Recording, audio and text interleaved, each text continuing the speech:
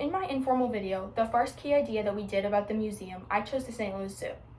During this time, the public speaking class was still very new and I was very nervous and it was very intimidating going into this speech. I didn't know what to expect and I didn't know how it was going to be graded.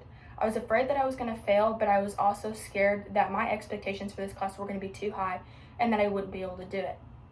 I spoke in monotone because I was nervous. However, I still felt like I maintained good eye contact with the camera and I used the forest strategy correctly. During the second key idea, which is the second part of the museum speech, I still felt like I spoke in monotone and used no enthusiasm. This was partly due to the fact that I had COVID and partly due to the fact that this class was still pretty new and I was uncomfortable in front of the camera. However, I still felt like I maintained good eye contact and used the forest strategy correctly to get my point across.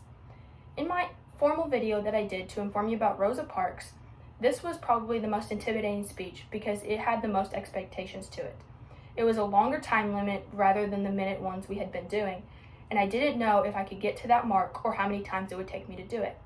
It was also brought to my attention that I sway my hips a lot, and I noticed I tend to do this when I get nervous.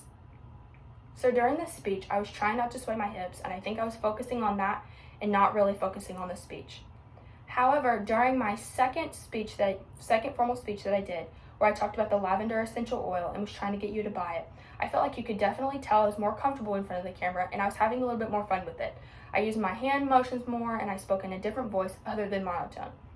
Using the constructive criticism that my peers and my professor gave me, it bettered my speeches. Also, the more I did it, the better I got.